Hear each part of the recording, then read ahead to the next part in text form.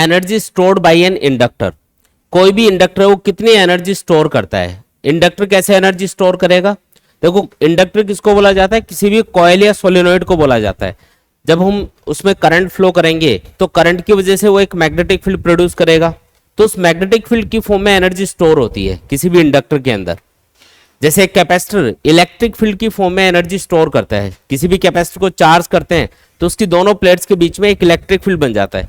तो capacitor energy को कैसे स्टोर करेगा? इलेक्ट्रिक फील्ड की फॉर्म में। वैसे ही जो इंडक्टर होता है, यानी कि कोई भी कॉइल हो सकती है, कोई भी सोलेनोइड हो सकती है, वो भी एनर्जी स्टोर करती है। और किसकी फॉर्म में एनर्जी स्टोर करेगी? मैग्नेटिक फील्ड की फॉर्म में एनर्जी स्टोर करेगी, जिसको हम मैग्नेटोस्टैटिक पोटेंशियल एनर्जी बोलते हैं। ठीक है, तो यहाँ पे एक इंडक्टर हम कंसिडर कर लेते हैं और हमें ये फाइंड करना है कि इसने कितनी एनर्जी स्टोर कर रखी है। अगर इसमें आई करंट फ्लो हो रहा है तो मान लो इसको किसी बैटरी से कनेक्ट किया हुआ है, एक की लगा दी हमने साथ में। ठीक, अब ये कोई इंडक्टर है जिसका सेल्फ इंडक्टेंस है एल। हमें ये फाइंड करना है कि ये कितनी एनर्जी स्टोर करेगा। अब उसको कैलकुलेट करने का तरीका देखो, कौन सी एनर्जी स्टोर कर रहा है ये? Magnetostatic potential energy. Magnetic field की फॉर्म में ये पोटेंशियल एनर्जी स्टोर करेगा। और पोटेंशियल एनर्जी को जब भी हम कैलकुलेट करते हैं तो चाहे किसी भी तरीके की पोटेंशियल एनर्जी हो, चाहे वो ग्रेविटेशनल पोटेंशियल एनर्जी हो, चाहे वो इलेक्ट्रोस्टैटिक पोटेंशियल एनर्जी हो, चाहे वो मैग्नेटिक पोटेंशियल एनर्जी हो, चाहे वो इलास्टिक पोटेंशियल एनर्जी हो, चाहे वो स्प्रिंग पोटेंशियल एनर्जी हो, किसी भी टाइप की पोटेंशियल एनर्जी हो, उसके लिए एक ही तरीका होता है। क्या? आप उस सिस्टम के ऊपर जितना भी वर्क करते हो उस वर्क को कैलकुलेट करो। जैसे यहाँ पे अगर हमें सर्किट में आई करंट फ्लो करवाना है इस बैटरी के थ्रू, तो उस आई करंट फ्लो करवाने में इस बैटरी को कितना वर्क करना पड़ेगा, उस वर्क को कैलकुलेट करो आप। और वर्क अगर अपने पास आ गया तो वही energy stored by the inductor के बराबर माना जाएगा, क्योंकि जो वर्क किया जाता है सिस्टम के ऊपर वही पोटेंशियल एनर्जी की फॉर्म में सिस्टम के अंदर स्टोर होता है, चाहे किसी भी टाइप की एनर्जी हो। ठीक है, तो यहाँ पे सर्किट में करंट को फ्लो करवाने के लिए या करंट को मेंटेन करने के लिए सर्किट में पहले करंट जीरो है अभी, और जीरो से आई तक मैक्सिमम करंट आई तक हमको करंट फ्लो करवाना है। जैसे स्विच को ऑन करेंगे तो बैटरी सर्किट में करंट फ्लो करेगी, तो उसको सर्किट में मेंटेन करने के लिए बैटरी को जो एक्स्ट्रा वर्क करना पड़ेगा या जो वर्क करना पड़ेगा वही यहाँ पे मैग्नेटिक फील्ड की फॉर्म में यहाँ पे स्टोर होगा, या मैग्नेटिक पोटेंशियल एनर्जी की फॉर्म में यहाँ पे स्टोर होगा। तो अब हमें उस वर्क को कैलकुलेट करना है। टारगेट क्या है? उस वर्क को कैलकुलेट करना जो कि सर्किट में करंट आई मेंटेन करने के लिए बैटरी को करना पड़ेगा। ठीक है, ये अपना टारगेट है। अब स्विच ऑन करते हैं। देखो, जैसे स्विच को ऑन करेंगे, ऑन करते ही सर्किट में करंट इंक्रीज होना स्टार्ट हो जाएगा। पहले करंट कितना है सर्किट में? 0। और मान लो इसको मैक्सिमम आई करंट तक इंक्रीज होना है। मतलब सपोज करो सर्किट में इस बैटरी की वजह से जो करंट फ्लो होगा वो 10 एम्पियर के बराबर है, तो 0 से 10 एम्पियर तक करंट को इंक्रीज होना है। तो पहले करंट कितना? 0, और बाद में कितना हो जाएगा? 10 एम्पियर। तो आई की वैल्यू क्या है यहाँ पे? 10 एम्पियर। लेकिन करंट एकदम से तो बढ़ेगा नहीं, ये वोल्टेज सोर्स लगा रखा है, इससे करंट एकदम से तो बढ़ेगा नहीं। यहाँ पे करंट को इंक्रीज होने में कुछ टाइम लगेगा, चाहे वो बहुत छोटा सा ही टाइम हो, एक इंस्टेंट का टाइम ही मान लो, लेकिन कुछ टाइम जरूर लगेगा जब 0 से मैक्सिमम आई तक करंट इंक्रीज हो रहा होगा। मान लो कि सर्किट में करंट इंक्रीज हो रहा है, अभी जो मैक्सिमम करंट है वहां तक अभी करंट नहीं पहुंचा है, करंट अभी इंक्रीज हो रहा है। तो अभी मैं जो करंट इस सर्किट में है उसको मैं स्मॉल आई से डिनोट कर रहा हूं। ये फाइनल करंट नहीं है, ये कौन सा करंट है? जो इंक्रीजिंग करंट है वो मैंने दिखाया है यहाँ पे। मान लो कि स्विच को ऑन करते ही सर्किट में जिस इंस्टेंट पे आपने देखा उस टाइम पे आपको 2 एम्पियर करंट फ्लो होता हुआ दिखाई दिया, तो ये 2 एम्पियर करंट है। और मैक्सिमम करंट कितना होगा? फाइनली 10 एम्पियर होगा। तो ये आई, कैपिटल आई क्या है? फाइनल करंट जो इसमें फ्लो होगा। अभी करंट कितना है? 2 एम्पियर जो बढ़ रहा है अभी। 0 से 10 एम्पियर तक करंट को इंक्रीज होना है तो उसमें कुछ टाइम लग रहा है। तो ये बीच में ही हमने इसको चेक किया, जब करंट इंक्रीज हो रहा था तब हम इसको ऑब्जर्व कर रहे हैं। तो हमें यहाँ पे जो करंट दिखाई दिया, सपोज करो वो 2 एम्पियर है, तो ये वो वाला करंट मैंने यहाँ पे डिनोट किया है। ठीक है, यानी कि यहाँ पे सर्किट में करंट अभी इंक्रीज हो रहा है। हम सर्किट में करंट के इंक्रीज होने वाली जो प्रोसेस है ना उसको थोड़ा स्लो मोशन में देख रहे हैं, ऐसा मान लो। तो करंट अभी इंक्रीज हो रहा है, और करंट अगर इंक्रीज होगा तो ये जो सोलेनॉइड है, ये जो मैग्नेटिक फील्ड प्रोड्यूस कर रही होगी वो भी इंक्रीज होगा। वो भी क्या होगा? इंक्रीज होगा। ये सोलेनॉइड जो मैग्नेटिक फील्ड प्रोड्यूस करेगी वो भी इस करंट के इंक्रीज होने के साथ साथ क्या हो रहा होगा? इंक्रीज हो रहा होगा। और अगर मैग्नेटिक फील्ड इंक्रीज होगा तो इस सोलेनोइड से पास होने वाला जो मैग्नेटिक फ्लक्स है वो भी इंक्रीज होगा, क्योंकि मैग्नेटिक फ्लक्स का फॉर्मूला क्या होता है, phi equal to N into B dot A या फिर बी ए कॉस थीटा। ये फॉर्मूला हम यूज करते हैं मैग्नेटिक फ्लक्स के लिए। तो अगर करंट इंक्रीज करेंगे, अगर सर्किट में करंट इंक्रीज हो रहा है तो मैग्नेटिक फील्ड इंक्रीज होगा, मैग्नेटिक फील्ड इंक्रीज होगा तो मैग्नेटिक फ्लक्स इंक्रीज होगा। ठीक है, और हमको पता है कि जब भी किसी भी कॉइल या सोलेनोइड से पास होने वाला मैग्नेटिक फ्लक्स चेंज होता है, चाहे वो इंक्रीज हो रहा हो चाहे वो डिक्रीज हो रहा हो, चेंज होना चाहिए। जब भी मैग्नेटिक फ्लक्स चेंज होगा तो वो क्या करेगा, एक ईएमएफ प्रोड्यूस करना स्टार्ट कर देगा। यानी कि यहाँ पे इस सोलेनोइड के अंदर खुद के अंदर ही एक ईएमएफ प्रोड्यूस होना स्टार्ट हो जाएगा।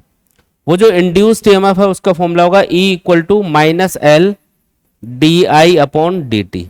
ये इंड्यूस्ड ईएमएफ का फॉर्मूला है जो इस सोलेनोइड के अंदर प्रोड्यूस होगा एक तरह से। और डायरेक्शन क्या रहेगी इसकी, ये इस करंट के अपोजिट डायरेक्शन में होगा। अपोजिट क्यों, क्योंकि सर्किट में करंट इंक्रीज होना चाह रहा है और ये क्या कर रहा है, ये वोल्टेज, ये इंड्यूस्ड ईएमएफ क्या कर रहा है, ये उसको अपोज कर रहा है। अपोज क्यों कर रहा है, क्योंकि इसी की वजह से सर्किट में करंट इंक्रीज हो रहा है। भाई ये वोल्टेज सोर्स अगर लगा हुआ नहीं होता तो क्या सर्किट में करंट बढ़ता या करंट फ्लो होता, नहीं। करंट किसकी वजह से फ्लो हो रहा है सर्किट में, इस वोल्टेज सोर्स की वजह से। तो ये जो इंड्यूस्ड ईएमएफ है ये इस अप्लाइड वोल्टेज का अपोज करेगा। तो इसको मैं मैथमेटिकली लिख रहा हूं कि यहाँ पे जो इंड्यूस्ड ईएमएफ है वो बराबर होगा माइनस ऑफ वी के। वी मतलब जो अप्लाइड वोल्टेज है वो, और ई मतलब इंड्यूस्ड ईएमएफ, और दोनों बराबर होंगे। और यहाँ पे माइनस का सिंबल क्या शो कर रहा है, ये बता रहा है कि यहाँ पे सर्किट में जो इंड्यूस्ड ईएमएफ होगा वो इस अप्लाइड वोल्टेज के अपोजिट होगा, अपोजिट डायरेक्शन में होगा, ऐसे बोल सकते हो इसको। ठीक है, इंड्यूस्ड ईएमएफ की वैल्यू तो हमको पता है, हम ये लिख सकते हैं इसकी जगह। वी को हम क्या लिखेंगे, क्योंकि हमारा टारगेट तो वर्क को कैलकुलेट करना है ना, सर्किट में कितना वर्क करना पड़ा इस वोल्टेज सोर्स को, करंट को मेंटेन करने के लिए। अच्छा, ये वर्क क्यों करना पड़ेगा वो समझ में आया क्या आपको? जैसे हम स्विच को ऑन कर रहे हैं सर्किट में करंट इंक्रीज हो रहा है, और करंट के इंक्रीज होते ही मैग्नेटिक फ्लक्स चेंज हो रहा है और उसकी वजह से ईएमएफ प्रोड्यूस होना स्टार्ट हो गया यहाँ पे। और ये इंड्यूस्ड ईएमएफ क्या कर रहा है, करंट के इंक्रीज होने का अपोजिशन कर रहा है। क्या कर रहा है ये, करंट के इंक्रीज होने का अपोजिशन कर रहा है। तो अगर सर्किट में करंट इंक्रीज करना है इस वोल्टेज सोर्स को, तो इसको कुछ एक्स्ट्रा वर्क करना पड़ेगा जो यहाँ पे मैग्नेटिक पोटेंशियल एनर्जी की फॉर्म में स्टोर होने वाला है इसके अंदर। तो हम उस वर्क को कैलकुलेट कर रहे हैं अभी। कैसे कैलकुलेट करेंगे, तो ये जो पोटेंशियल V है, जो पोटेंशियल डिफरेंस V आपने अप्लाई किया हुआ है यहाँ पे, इसको मैं वर्क के टर्म्स में लिख सकता हूँ। इलेक्ट्रोस्टैटिक्स में हमने एक फॉर्मूला पढ़ा था, आपको याद हो तो, VB minus VA equal to WAB upon Q। इसका मतलब ये होता है इस फॉर्मूले का कि अगर हम किसी भी चार्ज Q को, उसको किसी इलेक्ट्रिक फील्ड के अंदर अगर हम मूव करते हैं एक जगह से दूसरी जगह, जैसे A से B पॉइंट तक लेके जाते हो किसी भी चार्ज Q को, और उन दोनों पॉइंट्स का A और B पॉइंट्स का पोटेंशियल अगर VA और VB है, तो उन दोनों पॉइंट्स के बीच में चार्ज Q को मूव करने के लिए जो वर्क करना पड़ेगा WAB चार्ज, और उन दोनों पॉइंट्स के बीच में जो पोटेंशियल डिफरेंस है उसमें ये रिलेशन आएगा फिर। ठीक है, ये रिलेशन ये बता रहा है कि जिस चार्ज को आप मूव कर रहे हो उसके लिए जो वर्क करना पड़ेगा, और जिस पॉइंट से जिस पॉइंट तक मूव कर रहे हो उनके बीच में जो पोटेंशियल का डिफरेंस है, उन सब में ये रिलेशन है। ठीक है, तो मैं इस रिलेशन को यूज करूंगा यहाँ पे, इसको आपको यूज करना है। कैसे यूज करना है वो समझना। VB माइनस VA का मतलब होता है पोटेंशियल डिफरेंस। यहाँ पे जो पोटेंशियल डिफरेंस हमने अप्लाई किया वो कितना है, V के बराबर है। जो बैटरी लगा के हमने पोटेंशियल डिफरेंस यहाँ पे अप्लाई किया है इंडक्टर के अक्रॉस, वो कितना है, V के बराबर है। तो इसको V लिख दो। जो वर्क हमें करना पड़ेगा उसको मैं DW लिख रहा हूं, क्योंकि मान लो कि हमें DQ चार्ज सर्किट में सप्लाई करना है, तो उसके लिए किया गया वर्क हम कैलकुलेट करेंगे। अभी सर्किट में करंट इंक्रीज हो रहा है, मतलब सर्किट में करंट अगर बढ़ रहा है, तो सपोज करो किसी DT टाइम के अंदर DQ चार्ज सर्किट में फ्लो हो रहा है इस इंस्टेंट पे। तो ये जो DQ चार्ज है इसको सर्किट में फ्लो करवाने के लिए इस वोल्टेज सोर्स को कितना वर्क करना पड़ेगा, उसको मैं DW बोल रहा हूं। तो यहाँ पे जो वर्क है इसकी जगह आपको लिखना पड़ेगा DW, और जो चार्ज आप मूव करना चाह रहे हो वो कितना है, DQ के बराबर है। तो इसी फॉर्मूले को मैंने थोड़ा सिंप्लीफाइड फॉर्म में लिखा है। VB माइनस VA का मतलब क्या है, पोटेंशियल डिफरेंस जो आपने अप्लाई किया हुआ है। इस पोटेंशियल डिफरेंस के अपोजिट आपको चार्ज कितना मूव करना है सर्किट में, DQ। भाई अगर सर्किट में करंट फ्लो होगा तो वो चार्ज के मोशन की वजह से ही तो होगा। तो यहाँ पे चार्ज फ्लो हो रहा है तभी करंट बन रहा है। तो dq चार्ज हमको फ्लो करना है, और क्योंकि इंड्यूस्ड ईएमएफ करंट के फ्लो होने का अपोजिशन कर रहा है, इसलिए इस dq चार्ज को सर्किट में फ्लो करवाने के लिए बैटरी को कुछ वर्क भी करना पड़ेगा, उसको हमने dw लिखा है। तो WAB की जगह मैंने dw लिख दिया, चार्ज जिसको हम मूव कर रहे हैं वो dq लिख दिया, और पोटेंशियल डिफरेंस यहां पे लिख दिया v। तो बताओ dw इक्वल टू क्या आ गया, यहां से dw आ गया v इंटू dq। अब जो v की वैल्यू है वो यहां से पुट करेंगे, v की वैल्यू कैलकुलेट कर लेते हैं। देखो यहां पे इंड्यूस्ड ईएमएफ का फॉर्मूला है -L di अपॉन dt, तो इसी इक्वेशन से मैं लिख रहा हूं, E की जगह लिखा मैंने -L di upon dt equal to -v। ये माइनस माइनस दोनों साइड में कैंसिल, तो v किसके बराबर आएगा बताओ, v किसके बराबर आएगा, यह आएगा L di अपॉन dt के बराबर इंटू dq। ये आ गया समझ में। अब ये जो dq बाई dt लिखा है इसी को तो हम करंट बोलते हैं। अभी सर्किट में जो करंट है वो कितना है, I है, और ये जो करंट I है ये क्या चीज होती है, ये होता है चार्ज की फ्लो रेट। तो अभी हमने बोला कि dq चार्ज सर्किट में फ्लो किया जा रहा है, dt टाइम उसमें लग रहा है, तो ये जो dq बाई dt है इसी को हम बोलेंगे करंट I, स्मॉल I। तो dw इक्वल टू लिखा जाएगा L, इसको dq बाई dt को आप I लिख दो इंटू di। तो ये जो इक्वेशन है ये क्या बता रही है हमको, ये बता रहा है कि अभी अगर सर्किट में करंट I फ्लो हो रहा है और इस इंडक्टर का सेल्फ इंडक्टेंस L है, और अगर आपको करंट को di से इंक्रीज करना है, करंट को सर्किट में बढ़ाना है कितना di, तो आपको जो वर्क करना पड़ेगा वो dw के बराबर होगा, और उसका फॉर्मूला होगा Li इंटू di। ये इस फॉर्मूले का मतलब है। तो हमें तो ये कैलकुलेट करना है कि 0 से I तक करंट को इंक्रीज करने के लिए हमें टोटल कितना वर्क करना पड़ा।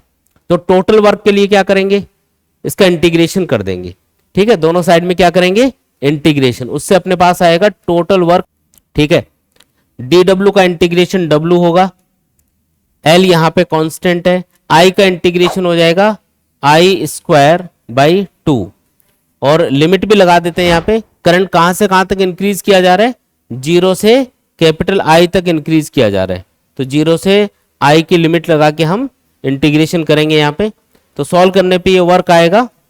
देखो अपर लिमिट पुट करो यहाँ पे, पहले अपर लिमिट पुट करोगे तो ये बनेगा I स्क्वायर बाई 2, फिर माइनस आएगा, फिर लोअर लिमिट पुट करोगे तो ये बन जाएगा 0 का स्क्वायर बाई 2 यानी कि 0। तो ये सॉल्व करने पे आएगा 1/2 L I स्क्वायर। ये फाइनल आंसर अपने पास निकल के आया। और डेफिनेशन के अकॉर्डिंग जो भी वर्क हमें सर्किट में करंट I मेंटेन करने के लिए करना पड़ा वही क्या होगा, वो इस इंडक्टर की स्टोर्ड पोटेंशियल एनर्जी के बराबर माना जाएगा। यानी कि इंडक्टर ने कितनी एनर्जी स्टोर कर रखी है, हाफ Li स्क्वायर के बराबर। L मतलब self inductance of the inductor, I का मतलब क्या है, करंट जो हमें मेंटेन करना है। भी करंट कहां से कहां तक बढ़ाना है, 0 से I तक बढ़ाना है। तो अगर 0 से I करंट हमें इस इंडक्टर के थ्रू फ्लो करवाना है तो उसके लिए जो हमें वर्क करना पड़ेगा, या ये जो इंडक्टर एनर्जी स्टोर करेगा उसका फॉर्मूला होगा हाफ Li स्क्वायर। ये है फाइनल आंसर, ठीक है, इसको याद रखेंगे हम। आया समझ में।